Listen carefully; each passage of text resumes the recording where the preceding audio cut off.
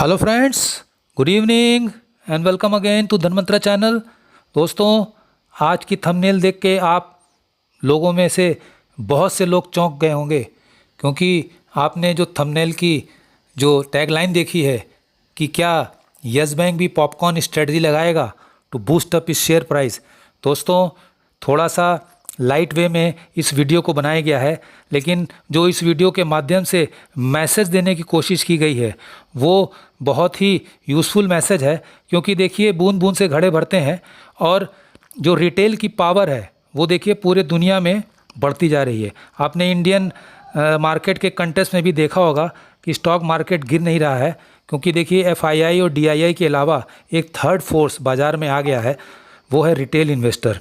जिनको आप Robin Hood investor भी बोलते हैं। और कोविड के दौरान ऐसे लाखों करोड़ों रिटेल इन्वेस्टर्स ने अपने डीमैट अकाउंट खुलवाए हैं, और जिनकी बदौलत एक तीसरी फोर्स स्टॉक मार्केट में आ गई है, जो स्टॉक मार्केट को गिरने नहीं देती है। इन द सेंस कि कोई भी रिटेल इन्वेस्टर जो है अब लॉस में शेयर को बेचना नहीं चाहता है। दोस्तों, कल अगर आपने वॉल स्ट्रीट पे देखा होगा तो एक एएमसी कंपनी है जो वर्ल्ड की लार्जेस्ट सिनेमा चेन कंपनी है, जिसका शेयर प्राइस कल के कल में ही 120% की छलांग लगाया और उसने लगभग $70 का हाई बनाया। देखिए दोस्तों, कल की राइज के पीछे तो एक बहुत बड़ा ऑफ़र दिया था एएमसी कंपनी ने अपने सारे इन्वेस्टर्स को। देखिए, एएमसी कंपनी में 80% जो शेयर है वो रिटेल इन्वेस्टर होल्ड करते हैं, जिनकी संख्या करीब 14 लाख के करीब है। और इनको रेडिट इन्वेस्टर भी कहा जाता है, क्योंकि देखिए एक रेडिट वहाँ पे एक फोरम है, सोशल मीडिया फोरम है, जहाँ पे कई रिटेल इन्वेस्टर इकट्ठे होकर कई शेयर्स की जो है वो रेटिंग करते हैं, उनकी ग्रेडिंग करते हैं, और फिर वो एक जॉइंट डिसीजन लेके किसी भी शेयर को खरीदते हैं। इसके पहले आपने देखा होगा कि ये गेमिंग साइट के शेयर में बड़ी छलांग लगाई थी। सो आप रिटेल इन्वेस्टर की पावर इस अंदाजे से भी लगा सकते हो कि ये जो कंपनी है एएमसी, जो वर्ल्ड की बिगेस्ट सिनेमा चेन है, इसने लास्ट 6 ट्रेडिंग सेशन में करीब 500% का जंप मारा है, और वर्ष 2021 में 1000% का जंप इसके शेयर प्राइस में आया है। देखिए, ये जो प्राइस में जंप आया है ये किसी इंस्टीट्यूशनल इन्वेस्टर, एफआईआई या डीआईआई की खरीदी से नहीं आया है, ये सिर्फ रिटेल की पावर से आया है। दोस्तों, यस बैंक के शेयर में भी जो रिटेल की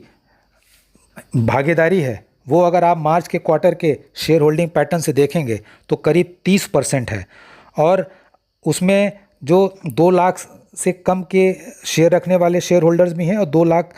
क्वांटिटी से ज़्यादा भी रखने वाले शेयर होल्डर्स हैं। तो इन 30% जो शेयर होल्डिंग पैटर्न में रिटेल इन्वेस्टर की भागीदारी है यस बैंक के काउंटर पे, अगर उसको आप रफली निकालेंगे तो मेरे हिसाब से करीब आप ये मान के चलिए कि 5 से 6 लाख इन्वेस्टर तो होंगे ही। तो देखिए, कल के जो वॉल स्ट्रीट के सेशन में जो एएमसी के काउंटर पे हुआ कि जब एएमसी के मैनेजमेंट ने ये रियलाइज़ किया कि रिटेल इन्वेस्टर उनमें बहुत बड़ी ताकत में रखते हैं, तो उन्होंने एक जेस्चर के तहत सभी उन रिटेल इन्वेस्टर को जिनके पास एएमसी कंपनी का शेयर है एक फ्री पॉपकॉर्न ऑफ़र किया जब वो एएमसी के थिएटर में नई पिक्चर देखने जाएंगे। और उसके अलावा भी कई स्कीम उन्होंने लाई है कि जब भी कोई नई लॉन्चिंग होगी तो उसमें उनको प्राइवेट इन्विटेशन भी भेजा जाएगा शेयर होल्डर्स को। तो देखिए, ये एक प्रकार का मैनेजमेंट का डायरेक्ट इंटरेक्शन है रिटेल इन्वेस्टर के साथ, और रिटेल इन्वेस्टर को वो एक इम्पॉर्टेंस दे रहे हैं।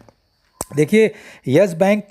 के लिए मैं एक सजेशन के तौर पे ये कहना चाहूँगा कि इतने लाखों इन्वेस्टर हैं यस बैंक के काउंटर पे, अगर यस बैंक का मैनेजमेंट चाहे तो उन्हें एक प्रकार की स्कीम दे सकता है कि अगर वो यस बैंक